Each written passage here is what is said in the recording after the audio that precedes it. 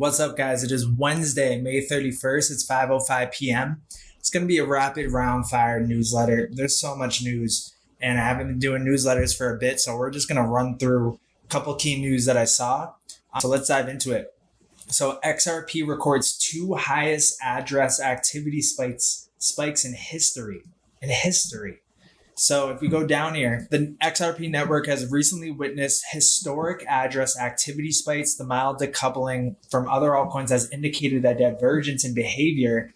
XRP has stood out with the consecutive days of heightened activity. Exciting developments on the XRP network have captured the attention of investors and enthusiasts alike, as it records two of the highest spikes in address activity in its history over 2 consecutive days. Look at this. So if we take a look at what happened last time, it had the largest ever activity spike was March 18th, right before it shot up. What we're seeing over here is another huge spike. We're going up, but I don't think we've seen the rest of it yet. I do not think we've seen the rest of it. I think there's more juice in there. So this is definitely very interesting. It's the second largest address activity day of all time, 490,000 addresses interacting on the network. So 10 days later, there was a 50% price surge. If we were to do that, that would put XRP around 72, 73 cents, which we've been saying is a key Fibonacci level. So that's that right there. Then we have Citi partners with Medico to develop institutional digital asset custody capabilities. So Ripple just acquired Medico. So Citi announced today that it has selected Medico to develop and pilot digital asset custody capabilities. We are pleased to team up with Citi, one of the largest security services firms, to support them in their vision to bridge digital and traditional assets. This initiative is a market-defining moment for institutional adoption of digital assets. So we go down here, and actually let me just show you this, because today we announced that Medico becomes part of Ripple, joining forces in providing exceptional mission-critical software infrastructure solutions that empower institutions to thrive in the rapidly evolving digital asset economy. So today we are proud to announce Ripple has acquired Medico, becoming the sole shareholder of the Swiss-based provider of digital asset custody and tokenization technology. That was May 17th. And then we saw, I think it was a few days later, this was back June 22nd, 2022, that this came out, that Citi partnered with Medico to develop this.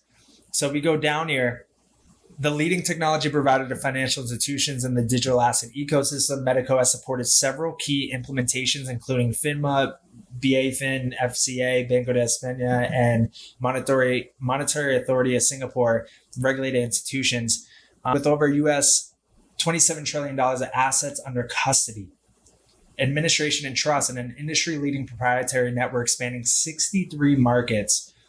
Wow. So they acquired them. So there we go. And they were founded in 2015.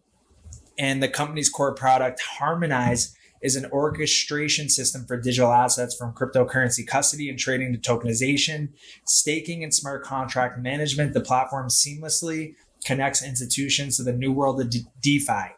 So it established itself as a tier 1 banking standard, trusted by and in live production with global custodians, exchanges, private and universal banks. Its software, technology, and infrastructure solutions enable financial institutions to store, trade, issue, and manage digital assets with the highest possible security and agility. Huge news. So let's keep going. We have USDC issuer Circle moves $8.7 billion to repo agreements to protect reserves from U.S. government default. So Circle Reserves Fund has ditched T-bills that mature beyond May 31st, rotating assets to cash and overnight repurchase agreements instead. So this was actually 14 days ago. So stablecoin issuer Circle rebalanced the reserves back in the 30 billion USD coin as it braces for the risk of U.S. government debt default. So that's being voted on tonight in the House, and I think tomorrow in the Senate. Who knows? It could be a last-second rug pull. But the Circle Reserve Fund, managed by global investment management giant BlackRock, added 8.7 billion in overnight repo agreements to the portfolio as of May 16th, according to the fund's website. The so-called tri-party repo agreements involve banking giants such as BNP Paribas, Goldman Sachs, Barclays, and Royal Bank of Canada. Overnight repo transactions are effectively short-term collateralized loans. The borrower is selling a security, in this case U.S. Treasuries, for cash, and agrees to buy back the collateral the next day for a slightly higher price. So we go down. So Circle is doing this as U.S. lawmakers are locked in discussions with President Joe Biden's administration over raising the government's ability to issue new debt, also known as the debt ceiling. So Janet Yellen said that the Treasury Department is set to run out of cash by early June unless the debt limit is raised. June's here, baby. As part of the preparation, Circle's funds ditched treasuries that mature beyond the end of this month as of May 10th, the collateral, and then they went into repos. So we don't want to carry exposure through a potential breach of the ability of the U.S. government to pay its debts, said Jeremy Allaire. There we go. So let's keep going. Countdown to the XRP decision inside Ripple's defense strategy. So Ripple has clocked a couple small wins so far, but we'll see if it can get its defense over the finish line with the judge. So Ripple XRP's token's fate could be decided any day now. There has been no shortage of back and forth between regulators and the crypto company as parties attempt to sway the court with additional information. So here's a breakdown where things currently stand. Ripple's fair notice defense. A consistent cornerstone of Ripple's defense since this case began in December 2020 has been its fair notice argument. The issuer claims it could not have registered its XRP token with the SEC because it never gave clarity about what makes a cryptocurrency a security.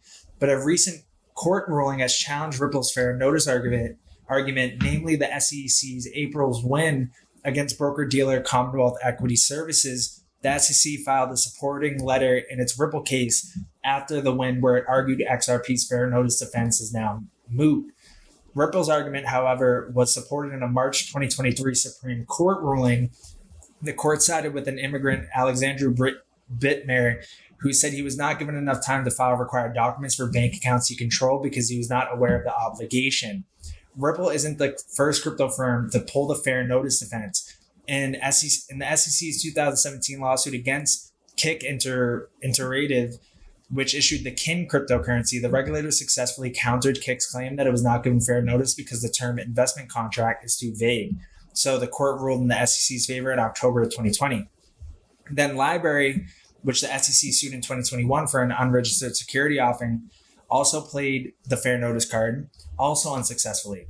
Library said it was not given fair notice because the SEC had historically and consistently focused its guidance as well as its enforcement efforts exclusively on the issuance of digital assets in the context of an ICO. So far, though, the court has been on Ripple's side. A judge denied the SEC's 2021 motion to strike Ripple's fair notice defense. The SEC surfaced the issue again in September 2022.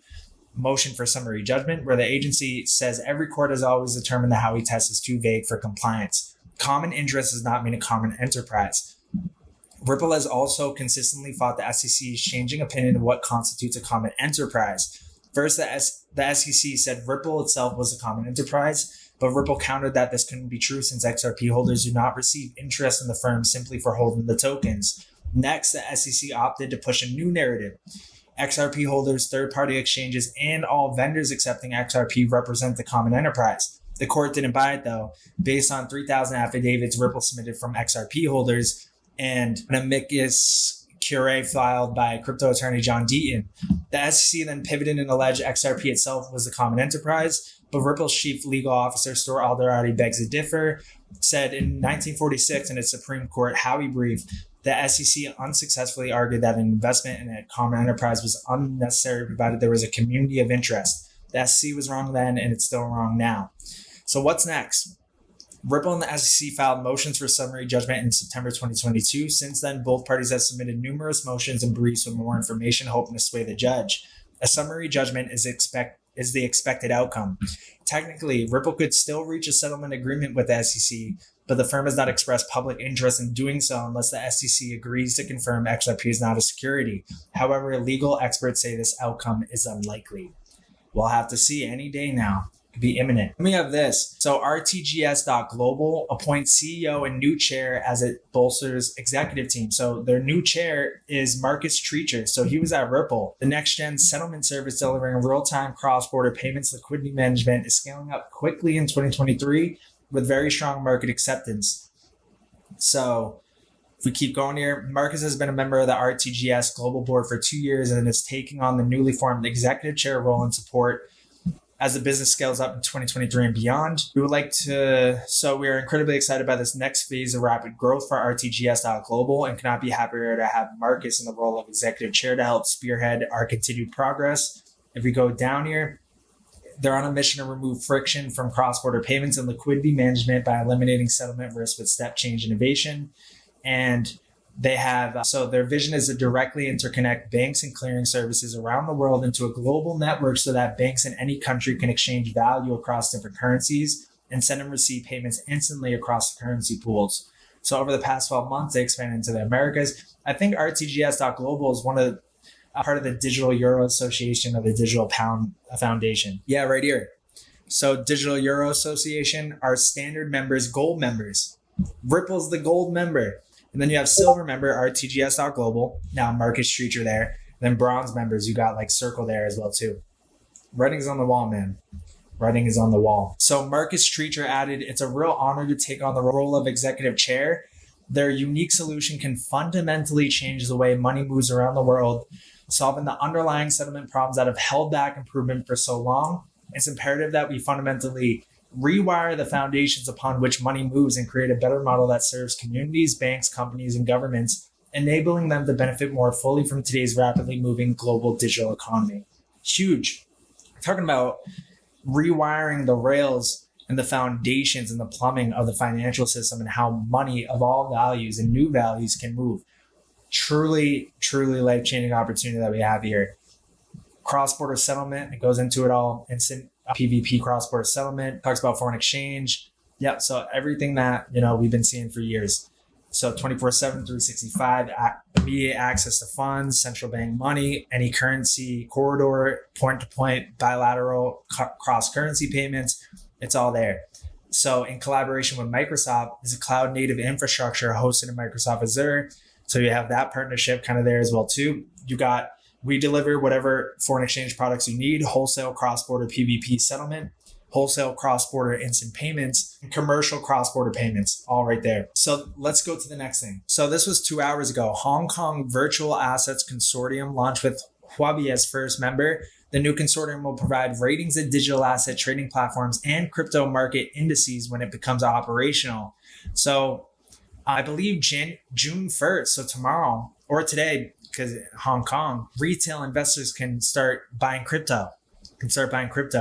So we're going to see the bull market start in the East. So yeah, right here, the new organization is debuting at a crucial moment as retail crypto trading begins in Hong Kong under new regulations on June 1st. And it's probably June 1st over there in Hong Kong right now. So we might start to see the floodgates open up. So now we're seeing this hub kind of be or consortium kind of be launched as well too, and they're going to provide ratings on crypto exchanges but also crypto asset or crypto indices. So it will produce 2 indices. The cryptocurrency large market cap index will be based on the 30 highest capitalized cryptocurrencies according to a 7-day median, with other criteria and quarterly rebalancing. There will also be a cryptocurrency risk rating based index. So it's going to be very interesting to see when they launch this what they rate certain cryptos. So we'll have to keep an eye out for that. So crypto exchange Binance to remove privacy coins from 4 European markets. So they're going to be removing 12 privacy focused cryptos. Let's see. So they got Dash, Verge, Beam, Monero, Navcoin, Afaro, Horizon, Secret, Zcash, PIVX, Decred, and MobileCoin. So they're taking a stab at the privacy coins. And then we have American innovation will suffer. Lawmakers demand clear rules for crypto. American innovation will suffer without clarity on what is a commodity and what is a security. The Bipartisan Securities Clarity Act was announced by Emmer and Representative Darren Soto on Thursday. Existing security laws do not distinguish between an asset and the securities contract it may or may not be a part of. It added that it's arguable that many crypto projects do start as securities. However, they no longer fall under the current securities legislation once the project matures. So it's talking about an asset sold pursuant to an investment contract, whether tangible or intangible, including an asset in digital form that is not otherwise a security under the act, does not become a security following a sale or a transfer. That's in the draft bill. So separating an investment contract asset, which is what the Act aims to do, would make it different from the securities offering it was originally a part of, basically making the definition technology neutral. So there we go with that. So BIS panel to promote harmonization of API protocols and cross-border payments. We'll take a look at that. So this was yesterday. So the BIS Committee on Payments and Market Infrastructures is asking cross-border payment service providers, financial infrastructures, industry associations, and central banks to nominate API experts to join the panel. The move is in response to the G20 cross-border payments program, which has seen the issue become a global priority over the last few years. APIs are increasingly being adopted by payment systems and payment service providers alike. By reducing manual intervention and facilitating more timely data exchange across the payment chain, APIs can facilitate more efficient and faster cross-border payments, says the CPMI. But as APIs gain wider adoption, the fragmentation of protocols can undercut the potential implementation benefits. So supporting greater harmonization of API protocols has therefore been identified by the G20 program as a priority for achieving cheaper, faster, more transparent, and more accessible cross-border payments. The new panel, made up of about 20 members, will help evaluate proposals for API standards and cross-border payment information exchange, propose areas for greater harmonization, and develop a longer-term global governance proposal and process to continue updating harmonized API requirements. There we go. All right, then we got this from the Official Monetary and Financial Institutions Forum. This was yesterday as well too. Multi-CBDC cross-border payment systems inch closer to reality. So foreign exchange liquidity and governance will be key considerations. Improving cross-border payments is a key priority for the G20. At the 2023 Digital Monetary Institute Symposium in London, Deputy Division Chief in Monetary and Capital Markets at the International Monetary Fund said that Libra, Facebook's attempt at a global currency, delivered a collective shock to the public sector. He highlighted the inadequacies of cross-border payments, high cost, low speed, and inadequate transparency. One of the most promising solutions to these problems is the interconnection of central bank digital currency systems. So this goes back to the Holy Grail. It's updating all the payment systems to be instant payments, launching CBDCs on a wholesale level, and then interconnecting these instant payment systems based off of wholesale CBDCs to have that interoperability. This is an attractive concept because of the global surge in CBDC development. It is hoped that as these state digital payment systems emerge, the work of creating a seamless cross-border payment system to bridge the gaps will have already been done. So Project Icebreaker versus Project Mbridge. Even within this approach, however, there are different strategies. Two projects with distinct philosophies were showcased at the DMI Symposium.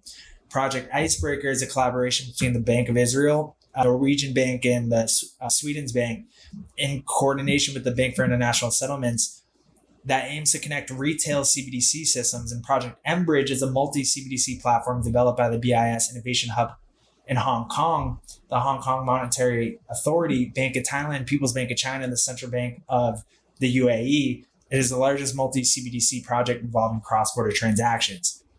So both are multi-CBDC platforms for cross-border payments. Both aim to reduce the cost and increase the speed of cross-border transactions. However, there are key differences in the design and architecture of the models that have implications for interoperability and scalability of the platforms. So here's a comparison of the two projects. So one is a retail, one's wholesale, one's a hub and spoke, one's a common platform. One is publicly said to be on DLT, while we know Project Icebreaker was in partnership with R3. So there was a little bit of a hybrid kind of model with that. Then you had determined off-bridge for TBD to be determined for foreign exchange liquidity provision. Bridge currencies. So participating currencies if needed, none for Project Mbridge. Coordinated settlement and payment versus payment style. All right, so let's keep going down. So in 2023 and 2024, the roadmap for Mbridge will focus on integrating foreign exchange price discovery and matching into the platform. So this year and next, flexibility and scalability goes into that, and says with foreign exchange liquidity provision integrated in the platform, exchanging one currency for another via a bridge currency might be accomplished as a two-part transaction relatively smoothly. And we've seen the IMF documents about the bridge currencies and the two that they name. Despite being further ahead in foreign exchange liquidity provision and scalability, Project Icebreaker has so far only focused on core features with limited use cases. Before becoming an MVP, Icebreaker still needs to determine a governance arrangement, AML, and terrorism financing compliance and monitoring, and legal considerations regarding conflict and regulations between connected CBDC systems. So then Enbridge model has clear advantages because it's a uniquely designed distributed ledger. It uses a decentralized model to address governance considerations. And for cross-border payments, a trustless decentralized approach via DLT is appropriate to ensure all participating countries trust the integrity of the network. And Icebreaker and Enbridge have varied in architecture, technology, and the use of bridge currencies and the development of the two multi-CBDC cross-border payment systems. Whether the two will converge or take different approaches to governance, foreign exchange, liquidity provision, and other factors remain to be unseen. But I will say we'll likely find out later this year and next year for sure. So let's keep going. We have this. So this was from BNY Mellon today. I think it was today. Yep. So we have counting on a crisis, a catalyst for investment innovation. With an unprecedented level of technological influence on asset owners today, the desire to innovate has never been felt more with intensity. Yet underpinning the pressure for innovation is also the ability to embrace change, a challenge many asset owners established decades ago have never had to face. In our latest Insights article for asset owners, BNY Mellon and Stanford Long-Term Investing joined forces to explore how asset owners can counteract the tendency to pursue innovation only when a crisis acts as a catalyst for change. So crisis-led changes. A crisis is normally the catalyst for positive change by driving transformation in both mindsets and processes. New technologies. With the emergence of new technologies, traditional investment models will need to evolve to keep pace with the demands of capital. And implementing innovation to bring your plan to life, we can help you. Okay, so breaking the mold with asset owners. So yeah, BNY Mellon has been involved with digital assets. They also, I think, are involved with PolySign, and Ripple's tied up with that as well too. So PolySign, custody solution. So building the future of digital assets, state-of-the-art, secure, scalable infrastructure for financial institutions to fully leverage their digital assets, proprietary blockchain technology. Leading blockchain architects Arthur Berto and David Schwartz, Ripple, designed PolySign's technology engine for securing digital assets. Their third generation proprietary private blockchain technology is foundational to the development of digital asset infrastructure.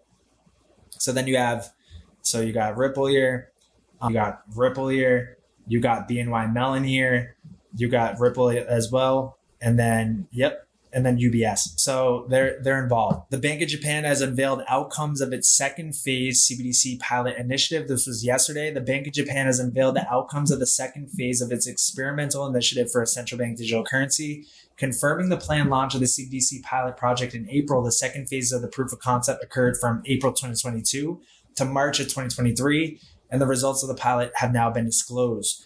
So if we go down, so according to the results, it indicated the throughput matched the rate of requests sent per second, demonstrating no performance bottlenecks caused by resource limitations. So it all went well. With the successful completion of the proof of concept, Bank of Japan has initiated a pilot program. This program aims to examine the end-to-end process flow, explore measures and potential challenges associated with integrating external systems, and address any considerations or solutions identified during the proof of concept stages.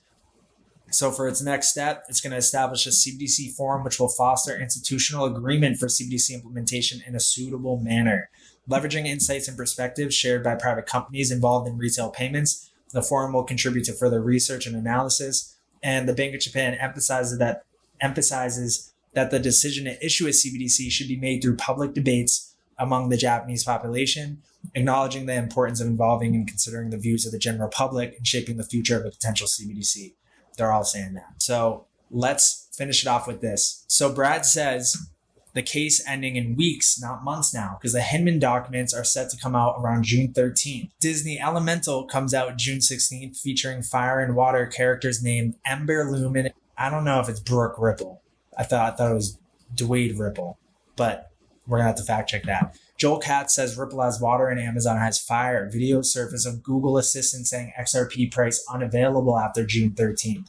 Ripple acquires Medico. NASDAQ congratulates Ripple. XRP price climbs. Ripple's on-demand liquidity partner Tranglo partners with Al Ansari Exchange, the UAE's largest outward personal remittance. Ripple launches CBDC platform. Forgot about that. So much stuff. Doesn't sound like a company that's about to lose a lawsuit and disappear anytime soon. All we need now is for Jim Cramer to come out and say the Ripple case will never end in June. Just like that. So that's it for this newsletter, guys. I'll see you in the Discord and in the next video.